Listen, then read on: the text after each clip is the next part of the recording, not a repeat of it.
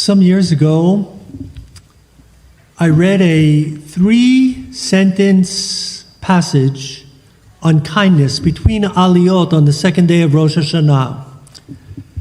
And I received in response to this very brief piece one of the nicest compliments I've ever received.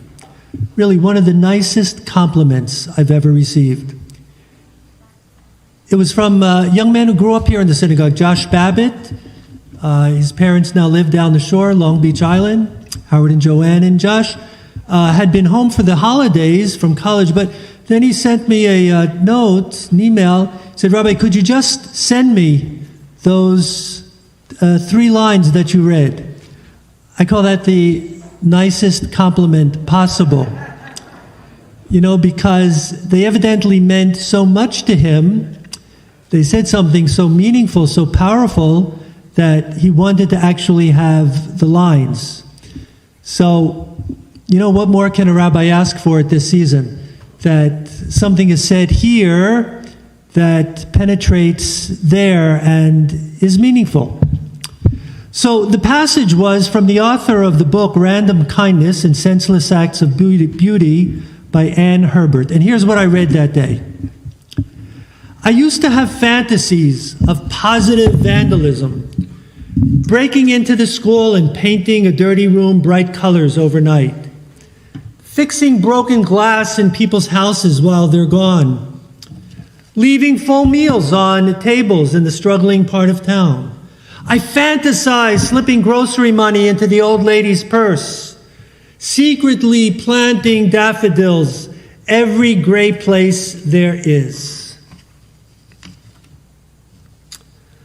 So I choose to talk about kindness today because I feel that we are living in such unkind times. All of us are aware of the many divisions in society. Not only aware of it, but feeling it, and the feeling is so unpleasant. It even hurts. Neighbors have stopped talking to neighbors. Friendships have frazzled. Families are affected. You know, just recently when Prince William and Harry came out to mingle with the masses just after their grandmother died, you know, the British were so moved by this. And not only the British, but others watching all over the world. So William performed a random kindness. He asked his brother and sister-in-law to join him and his wife in greeting the public. And Harry, he performed a senseless act of beauty. He didn't have time to think it over, the pros, the cons, should I? Do I still hold on to my grudge? Do I give it up? No, it was a senseless act of beauty. And he went out holding hands with his wife, but right there with his brother and sister-in-law. We are starving to see rivals reconcile. We yearn to see people put down their grudges and renew relationships. We yearn to see a random act of kindness joined with a senseless act of beauty. The book, Random Kindness and Senseless Acts of Beauty, is actually a little picture book, seemingly written for children or the child within us, born with pure kindness. And the characters in the book are animals. The opening words of this book, picture book, are opening words.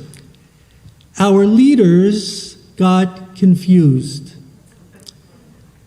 And there's a picture of a lion with a crown looking befuddled. So, next page. We're all leaders now. And you see 5 animals that look like they're dancing the hora together. Next page. They told us there was nothing we could do. They were wrong. When we tell ourselves there is nothing we can do, we are wrong. Next page, we never know how much and we never know how far it goes. But always, we have the power. Then on the next page, there is the sun in the upper left-hand corner. And radiating from the sun are but 3 words. We have power. And the picture is of 2 frogs planting and enjoying a garden. And then a picture of an apple that evidently was bitten into once, and you see the seed inside with the words, we are all in the circle together. You and I, and everyone else here today. We are all in that one circle together. If you've never been inside of the Adath Tikva Montefiore Chapel, I invite you to stop in today. It's a beautiful place for prayer before you leave. So normally when you walk in the front door into the Irvin Elaine Levin building, you make a left to come this way. But before you leave, make a left and just take a look at the chapel. It's a beautiful space for prayer. And you'll see above the Aron Kodesh and just below the Ner Tamid, you'll see these words in Hebrew. Cantor sang them while we just lifted the Torah for Hagbah. Al shlosha devarim ha'olam omeid. Al ha'torah, v'al ha'avodah, v'al gimilut chasadim. The world stands on 3 things. On Torah, on service to God, and acts of loving kindness. Acts of loving kindness. Kindness is a pillar that supports the whole world. It is so very powerful because without kindness, our world cannot be sustained. Ladies and gentlemen, I know you will find this hard to believe. No, you will find this very hard to believe. No, you will find this almost impossible to believe. That when I speak out on issues of social justice, there are some in our community who disagree with me. And it's happened that not only is there a disagreement, but it's expressed in harsh tones. And when that happens, it impacts the nature of the relationship. But I've become aware of 2 things that have happened in the past couple of years. I have myself somehow felt a renewed affection for these folks. Yeah. I've just felt it like a renewed love, a renewed affection for these folks. I hadn't given it much thought. I didn't say to myself, oh, if I could only love them again, in spite of the harsh word. No, it just was. And I was aware of it after I had the feelings. It was a senseless act of beauty. It just was. But they also performed a senseless act of kindness, random kindness, that was not lost on me. Those who disagreed with me, and even harshly, when they needed a rabbi after a loved one's passing, or a rabbi to share a great simcha with them at their child's wedding, they called me and invited me to be under the chuppah with them.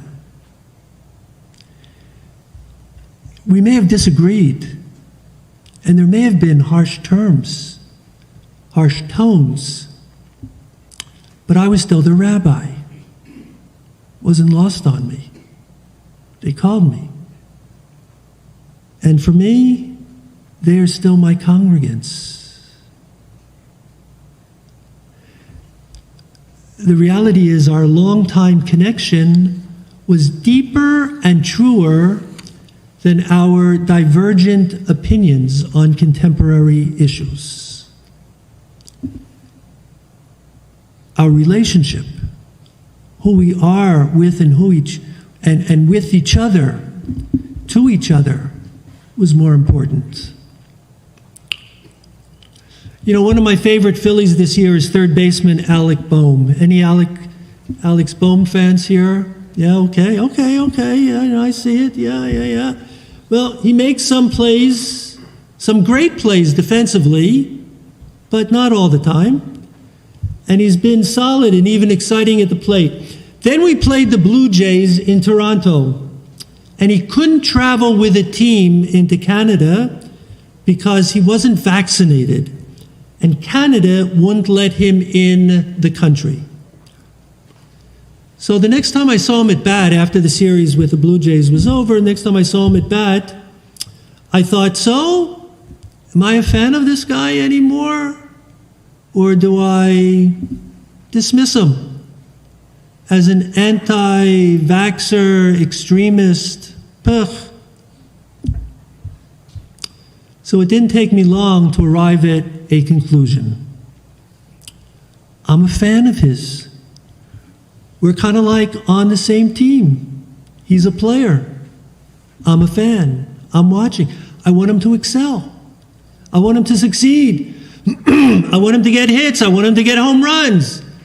You know, when a ball's coming down to third base, I want him to be able to reach over, backhand it, get it, throw it to first. I want him to win. I want my hometown team to win. And I have to confess that if this happened last spring, not this spring, but last spring and last summer, I'm not sure I would have come to the same conclusion. Because times were different then than they are today, or times are different today than they were then. But time goes by, circumstances change, feelings can change, relationships can be repaired. So I want to tell you that it just happened this past Monday night. Jordana told me about a new initiative that she's begun, and when she said it, I thought it was some kind of a business startup that she was working on, but it turned out to be far from it. So Jordana has started handwriting notes on little pieces of paper, and each note is different, but they are all warm and loving and inspiring. So what she does is, the deal is to be able to put a note in a place where it's just kind of like, it's just there. But it's not hidden so much that someone who's there would be able to find it, right? So, and then she asks people that she knows are going some distance to take one of her notes so that people from any place can find it. So someone that she knew was going to D.C., she asked them to take one of her notes, and the person happened to leave it at the World War II memorial, right? Memorial to the Second World War, World War II, Second World War. And then on the note, Jordana leaves her Instagram handle, and she invites the recipient to respond, if they'd like to. I have to read to you one of the responses. It says, I'm a freshly graduated doctor from Slovakia. I spent the last month in Philly doing an observership at CHOP. I'm leaving back home to Slovakia on Monday, so I decided to do a day trip to Washington today. It's my first time here. I've been walking the whole day, currently have over 20,000 steps, and I'm exhausted. Decided to take a rest on a bench at the World War II Memorial, where I found the notes. So that's like in one sending that. Then she goes on.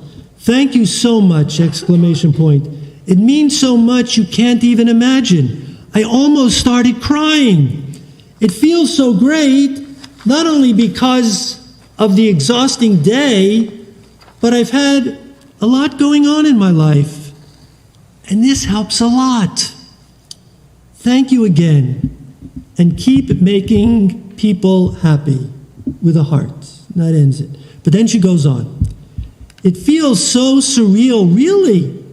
It's like the things you see on social media or in movies, and you think it will never happen to you until it does. I got goosebumps. My eyes started watering and just felt this heartwarming feeling. And Jordana's handle is Magical Human. Yeah. And her intention is that those who respond to her, she'll write back to them and they'll have an ongoing connection. So there's an act of kindness and an act of beauty. So what can we do, folks? What can we do? We may not be able to do anything so creative or inventive, but there's a lot of stuff we can do. For example, make it a point to let people into traffic.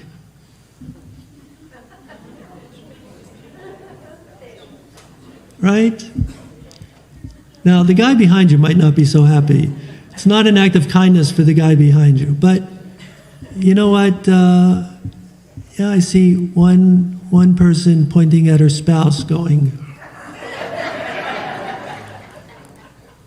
try it, it could change your life. It could change your life. Yeah.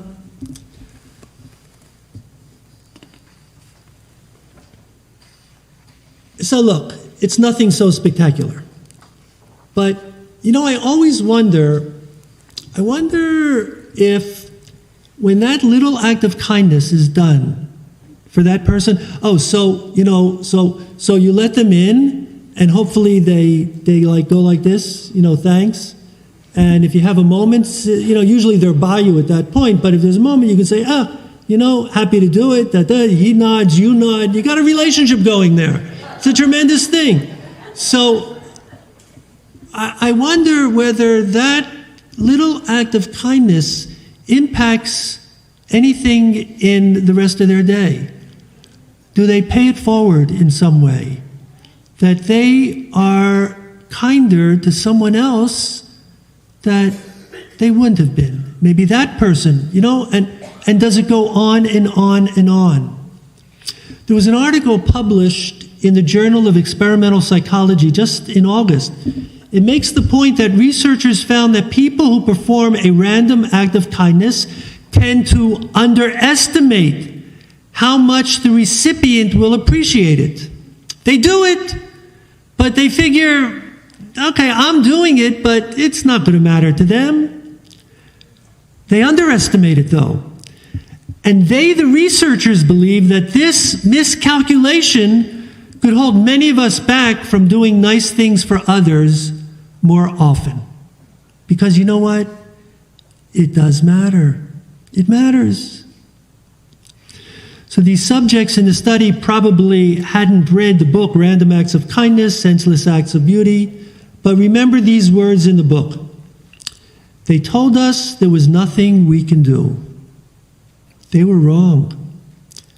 When we tell ourselves there is nothing we can do, we are wrong. We never know how much. We never know how far it goes. But always we have power.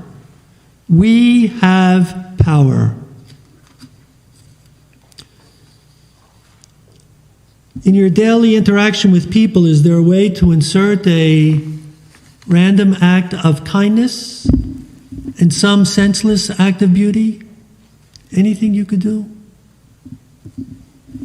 The Talmud teaches, "Hevei mekabel et kol adam b'sever panim yafot." Greet every person with a cheerful countenance. How often do you walk I don't know, in the parking lot or down an aisle in a supermarket, and you don't make eye contact, they don't make eye contact, and that's it. That's how we live, right? Nobody, especially if you're stuck in an elevator with somebody, nobody, God forbid, God forbid. So, just try it. Just try it. If you can catch the person's eye, just smile. They'll either think you're crazy or you're friendly, one of the two. But who knows? That might just give them something. But you also have to be careful not to go overboard. I don't know if you read this lately. It happened just this past week. A guy was sitting on a train. Did you read about this story? A guy sitting on a train, and he's the only person in the entire train. The rest of the train is empty. It stops at a station, and another guy gets on the train. Only one guy gets on the train. And he goes, and he sits down next to the only guy who's in the train. So the guy who was already there, they asked him how it felt. Somebody asked him how it felt. He said, it felt pretty creepy. He said, I didn't know if he wanted to mug me or tell me his life story. But either way, he wasn't so excited. Well, you know what? That's going overboard. Empty train, but I see a guy, I think I'll sit down right next to him and start a relationship with him. Yeah, everything within limitations. Everything within limitations. I want to tell you that I am inspired by members of our congregation who do amazing volunteer work. Amazing volunteer work, and one of them being a Jewish Relief Agency. Here's a family that knows Jewish Relief Agency right over here, first family in the congregation. How many years you've been doing it now, that you go into the warehouse and you pack boxes and you get all the stuff together? You've been doing it for a while. 4 or 5 years. Yeah. And Jeff Pivar, who read Torah earlier, I know that Jeff has his own route and he delivers food. When this started, Jewish Relief Agency started some years ago, there was one person, and he was aware of 16 people who were not able to purchase enough food. They were food insecure. So he himself, in the proverbial garage of his house, he started working to bring stuff to these 16 people. So you know what happens when you start doing something for 16 people? 16 people becomes 32 people. 64 people, 100 people, 200 people. But you know what also happened? The volunteers started coming in.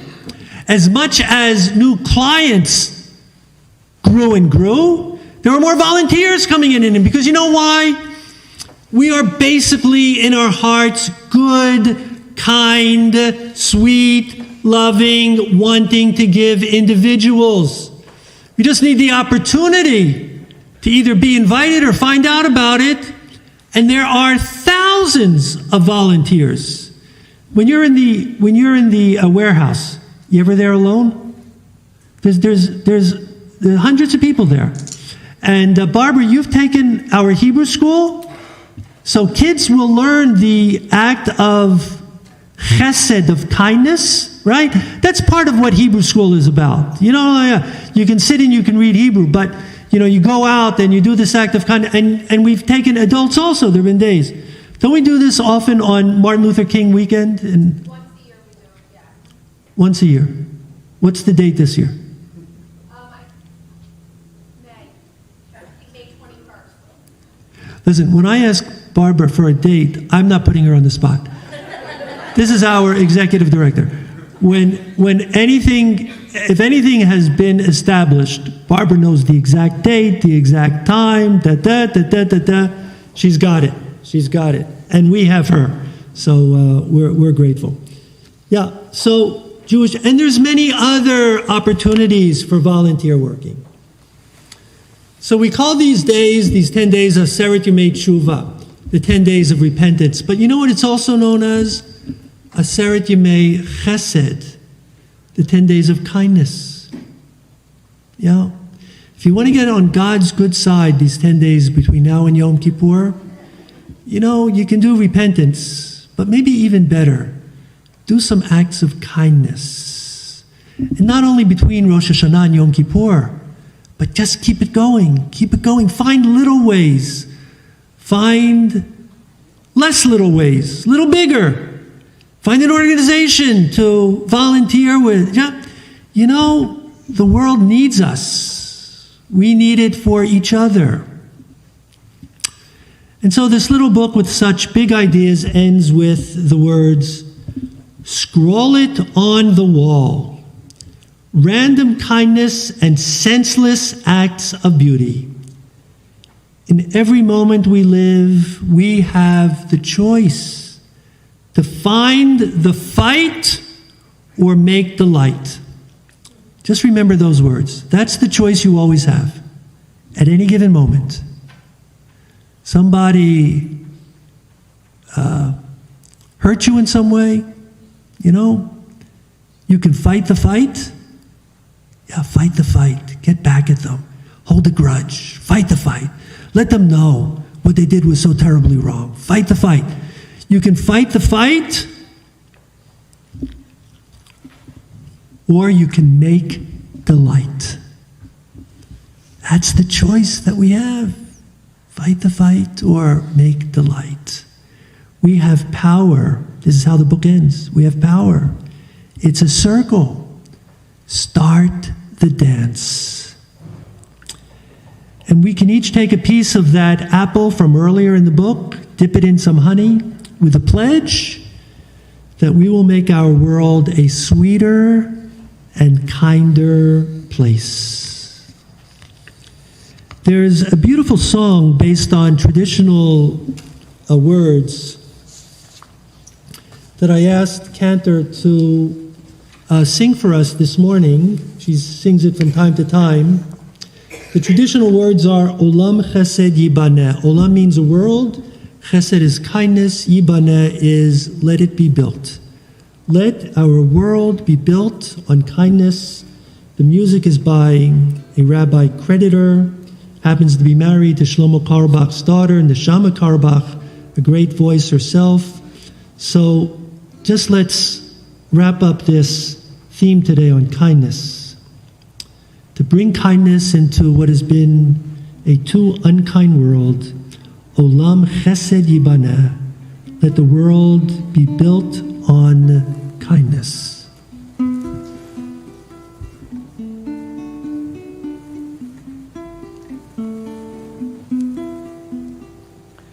Olam Chesed Yibaneh, Yararai, Yararai, Yararai.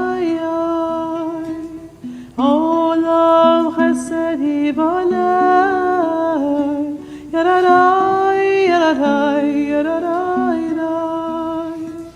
Olam Chesed Yibaneh, Yararai, Yararai, Yararai. Olam Chesed Yibaneh, Yararai, Yararai, Yararai. I will build this world from love. Yararai, Yararai, Yararai. And you must build this world from love. Yararai, Yararai, Yararai. And if we build this world from love, Yararai, Yararai, Yararai. Then God will build this world from love. Yararai, Yararai, Yararai.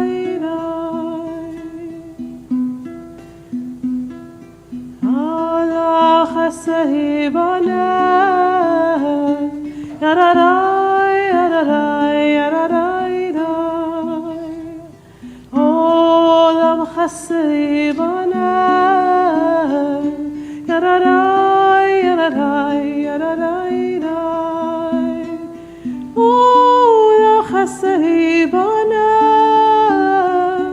Yararai, Yararai, Yararai.